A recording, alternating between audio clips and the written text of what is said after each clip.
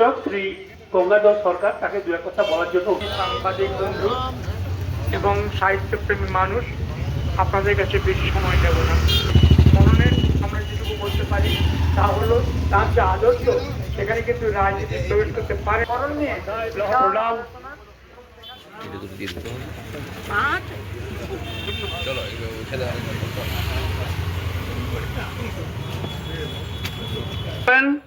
স্থানীয় কাউন্সিলর শ্রী রাজীব দে মহাশয়।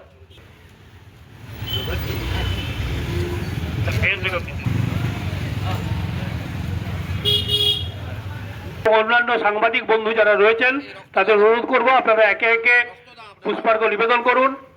আছেন প্রত্যেককে আমরা অনুরোধ করব। এখানে রামকিঙ্কর বে স্মৃতিরক্ষা কমিটির সম্পাদক শ্রী অরূপ দত্ত আছেন, তীর্থ বিদ্যা গৌতম, শ্রী মনোজ কর্মকার, প্রণব বৈরাগী, বিশিষ্ট শহরের সাংবাদিকবৃন্দ রয়েছেন, তারা আজকে উপস্থিত হয়েছেন আমাদের আহ্বানে সাড়া দিয়ে। তাদের প্রত্যেককে অনুরোধ করছি। শ্রী অনিরুদ্ধ সরকার, শুভজিৎ দাস, প্রত্যেক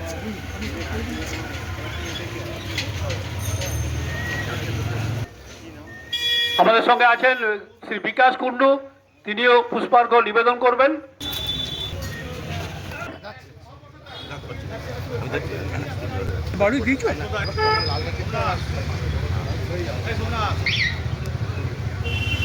আমরা যে চলছে তার মাঝে আপনাদের কয়েকটি কথা জানাই।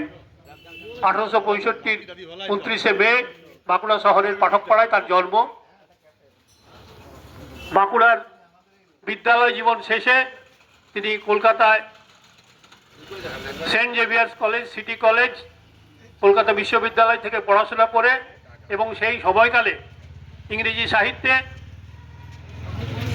যথেষ্ট মেধা এবং তার বুদ্ধিমত্তার জন্য কৃতিত্ব অর্জন করেছিলেন,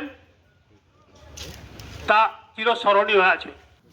কলকাতায় যে সিটি কলেজের অধ্যাপনা এবং তারপরে সেখান থেকে সুদূর এলাহাবাদ চলে যাওয়া প্রবাসে, সেই প্রবাস থেকে উনি 1895 সালে ওখানে যাওয়ার পরে আমরা জানি সেখান থেকে উনি প্রবাসী এবং মডার্ন রিভিউ, যে দুটি নাম আমাদের খুবই চর্চার বিষয় হয়ে আছে, সেগুলি ওখান থেকে শুরু করেন। 13 বছর তিনি এলাহাবাদে ছিলেন এবং এলাহাবাদ থেকে বাধ্য হয়ে ব্রিটিশের রক্তচক্ষুকে উপেক্ষা করে মডার্ন রিভিউজ বন্ধ না করে তিনি কলকাতায় চলে এসেছিলেন। কলকাতা থেকে সেই কাগজ প্রকাশিত হয়ে ব্রিটিশ সরকারের খুলিয়া ছিল যে হয় তুমি এলাহাবাদ ছাড়ো, নয় মডার্ন রিভিউ বন্ধ করো। তো তিনি মডার্ন রিভিউ বন্ধ করেননি।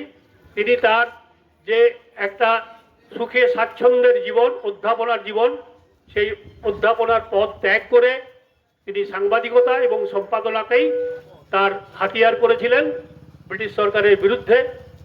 আমরা তাকে শুধুমাত্র সাংবাদিক সম্পাদক হিসাবেই আলোচনা করি, কিন্তু তিনি সেই সময়ে রামমোহনের আদর্শে বিশ্বাসী হয়ে সমাজ সংস্কারের যে কাজে ভূমিকায় অবতীর্ণ হয়েছিলেন, সে সমাজ সংস্কার শুধুমাত্র কাগজের লেখনীতে নয়, তিনি যেখানে ছিলেন এলাহাবাদের মানুষের সঙ্গে মিশে সে প্লেগ রোগ থেকে আরম্ভ করে অনাথ আশ্রম, অনাথ আতুরদের সেবা, কোনো কিছুই তার বাদ ছিল না। এবং তার মনোভাব তার আমরা জানি যে বাল্য জীবন থেকে তিনি যখন জেলা স্কুলের ছাত্র ছিলেন, সেই সময় থেকেই দুস্থ ছাত্রদের তিনি তার বাড়িতে রেখে পড়াশোনা করাতেন এবং তিনি যেটুকু স্টাইপেন্ড পেতেন সেই স্টাইপেন্ডের অর্থে তাদের বই দেওয়া, জামা কাপড় দেওয়া, এসবও করতেন। এবং কলকাতায় গিয়েও তিনি সেই বাঁকুড়া সেই বন্ধুদের ভোলেননি এবং সেখান থেকে তিনি দুস্থ আতুরের সেবা এবং দেশ মাতৃকার সেবার জন্য নিজেকে উৎসর্গ করেছেন। অনুপ্রাণিত সত্য শব্দের অধিকারী ছিলেন রামানন্দ চট্টোপাধ্যায়। নির্ভীক হবে না, এটা আমরা উপলব্ধি করেছি তার লেখনী থেকে। পুষ্পার্ঘ্য নিবেদনের জন্য এখানে সমবেত হয়েছি। আপনারা এসছেন আমাদের আদর্শে। যে সকল সাংবাদিক বন্ধুরা এখানে রয়েছেন, বর্তমান যে মিডিয়ার যুগ, আমরা জানি যে সোশ্যাল মিডিয়া একটা গুরুত্বপূর্ণ ভূমিকা নিয়ে চলছে, কিন্তু পাল্টা নিউজ প্রচারিত হয় যা মানুষকে বিভ্রান্ত করে, আমাদের সমাজকে কলুষিত করে। আমাদের যারা সাংবাদিক বন্ধু রয়েছেন, যারা বিভিন্ন পোর্টাল করছেন, তাদের কাছে আমাদের অনুরোধ থাকবে যে যাচাই না করে প্রকাশ করবেন না। কোনো ব্যক্তি আক্রমণের দিকে না গিয়ে আমরা কিভাবে মানুষের সচেতনতা বৃদ্ধি করতে পারি, এই সমাজে থেকে কোথায় দুর্নীতি হচ্ছে সেই দুর্নীতির মুখোশ আমরা নিশ্চয়ই খুলব। সেই দুর্নীতির মুখোশ করতে গিয়ে কিন্তু আমরা কোনোভাবেই সত্যকে যাচাই না করে কোনো সংবাদ পরিবেশন থেকে যা রয়েছে, বিদেশে যার প্রচার রয়েছে, এরকম বহু সংবাদ চ্যানেল রয়েছে যারা একটা নিউজ ক্লিপিং দিয়ে বলে দেন যে এই সংবাদের সত্যতা আমরা যাচাই করিনি। তাহলে সেই সংবাদ পরিবেশন সমাজের পক্ষে খুবই ক্ষতিকর বলে আমরা মনে করি। আপনারা যারা সাংবাদিক বন্ধু আমাদের রয়েছেন তাদের কাছে আমাদের অনুরোধ যে যাচাই না করে কোনো সংবাদ পরিবেশন না করাই আমরা শ্রেয় মনে করি। তো উত্তম সেটাকে আমাকে জাগিয়ে দিল, কারণ এই বয়সে আর এগুলো করছি। আমার প্রণম্য, বিশ্ব প্রণম্য তো বলি, আমার নিজের আন্তরিক রামানন্দ চট্টোপাধ্যায়ের সম্বন্ধে বক্তব্য নয়, এর মধ্যে দিয়ে তাকে প্রণাম জানাচ্ছি। ও স্বরূপ সগুণ নির্গুণ দয়াল ভয়াল, ও আমি কি বা বুঝি, আমি কি বা জানি, আমি কেন ভেবে মরি হে।